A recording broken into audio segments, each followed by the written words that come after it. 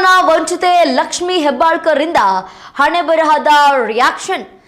Signal ಮೂಲಕ ಅಸಮಾಧಾನವನ್ನ ಕೊಟ್ಟಿದ್ದಾರೆ. ಹಿಂದಿನಿಂದ ವಿಧಾನಸಭೆ ಕಲಾಪ ಆರಂಭವಾಗ್ತಾ ಇದೆ. ಡಿಕೆ ಶಿವಕುಮಾರ್ ಸಿಎಂ ಆದ ನಂತರ ಮೊದಲ ಬಾರಿಗೆ ಕಲಾಪ ನಡೀತಾ ಇದೆ. ಈ ವೇಳೆ ಸಚಿವ ಸ್ಥಾನ ವಂಚಿತೆ ಲಕ್ಷ್ಮಿ ಹೆಬ್ಬಾಳ್ಕರ್ ಸನ್ನೆಯಿಂದ ಸುದ್ದಿಯಲ್ಲಿದ್ದಾರೆ. ಹೆಬ್ಬಾಳ್ಕರ್ ಇಂದ ಹಣೆ ಬರಹದ ರಿಯಾಕ್ಷನ್ ಹೊರಬಂದಿದೆ. ಇಂದಿನಿಂದ ವಿಧಾನಸಭೆ ಕಲಾಪ ಆರಂಭವಾಗ್ತಾ ಇದೆ.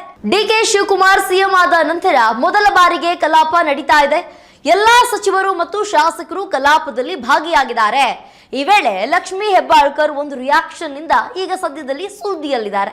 ಮಂತ್ರಿ ಸ್ಥಾನ ವಂಚಿತೆಯಾದಂತಹ ಲಕ್ಷ್ಮಿ ಹೆಬ್ಬಾಳ್ಕರ್ ಅವರಿಂದ ಹಣೆ ಬರಹದ ರಿಯಾಕ್ಷನ್ ವ್ಯಕ್ತವಾಗ್ತಾ ಇದೆ.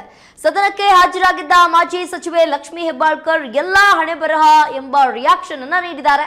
ಮಾಜಿ ಸಚಿವೆ ಲಕ್ಷ್ಮಿ ಹೆಬ್ಬಾಳ್ಕರ್ ಸದನದಲ್ಲಿ ಶಾಸಕ ಶರತ್ ಬಚ್ಚೇಗೌಡ ಅವರ ಜೊತೆ ಮಾತನಾಡ್ತಿದ್ರು. ಈ ವೇಳೆ ಎದುರಿಗಿದ್ದಂತಹ ಒಬ್ಬ ಸದಸ್ಯರಿಂದ ಲಕ್ಷ್ಮಿ ಅವರಿಗೆ ಪ್ರಶ್ನೆಯನ್ನ ಕೇಳಲಾಗಿದೆ. ಪ್ರಶ್ನೆ ಮಾಡ್ತಿದ್ದಂತೆಯೇ ಕೈ ಸನ್ನೆಯ ಮೂಲಕ ಹಣೆ ಬರಹದ ರಿಯಾಕ್ಷನ್ ಅನ್ನ ನೀಡಿದ್ದು ಕಂಡು ಬಂದಿದೆ.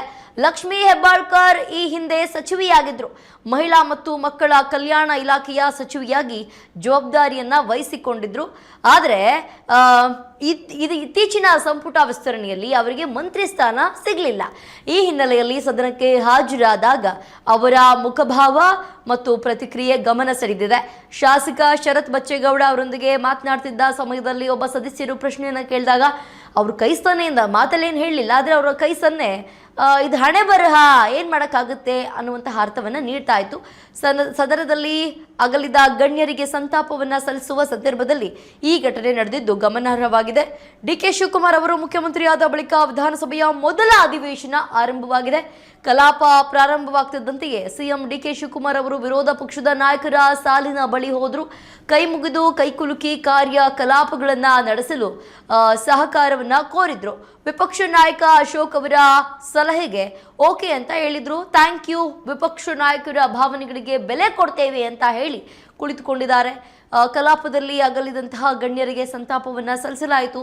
ಅಗಲಿದ ಗಣ್ಯರ ಹೆಸರುಗಳನ್ನು ಸ್ಪೀಕರ್ ಓದಿ ವಿಧಾನಸಭೆಯಲ್ಲಿ ಸಂತಾಪವನ್ನ ವ್ಯಕ್ತಪಡಿಸಲಾಯಿತು. ಹೊಸ ಮುಖ್ಯಮಂತ್ರಿಯಾಗಿ ಡಿಕೆ ಶಿವಕುಮಾರ್ ಅವರು ಸದನಕ್ಕೆ ಮೊದಲ ಬಾರಿ ನೇತೃತ್ವವನ್ನ ವಹಿಸಿದಂತಹ ಸಂದರ್ಭದಲ್ಲಿ ವಿರೋಧ ಪಕ್ಷದೊಂದಿಗೆ ಸೌಹಾರ್ದತೆಯನ್ನ ತೋರಿಸಿದ್ದಾರೆ. ಕೈ ಮುಗಿದು ಸಹಕಾರ ಕೋರುವ ಮೂಲಕ ಸದನದ ಕಲಾಪಗಳನ್ನು ಸುಗಮವಾಗಿ ನಡೆಸುವ ಉದ್ದೇಶವನ್ನು ವ್ಯಕ್ತಪಡಿಸಿದ್ದಾರೆ. ವಿಧಾನಸಭೆಯಲ್ಲಿ ಎರಡೂ ಪ್ರಸಂಗಗಳು ಗಮನ ಸೆಳೆದಿವೆ. ಒಂದು ಕಡೆ ಮಂತ್ರಿ ಸ್ಥಾನ ತಪ್ಪಿದ ಲಕ್ಷ್ಮಿ ಹೆಬ್ಬಾಳ್ಕರ್ ಅವರ ಹಣೆ ಬರಹದ ಸನ್ನೆ, ಮತ್ತೊಂದು ಕಡೆ ಹೊಸ ಸಿಎಂ ಅವರು ವಿರೋಧ ಪಕ್ಷದವರೊಂದಿಗೆ ಸಹಕಾರದ ಮನವಿ.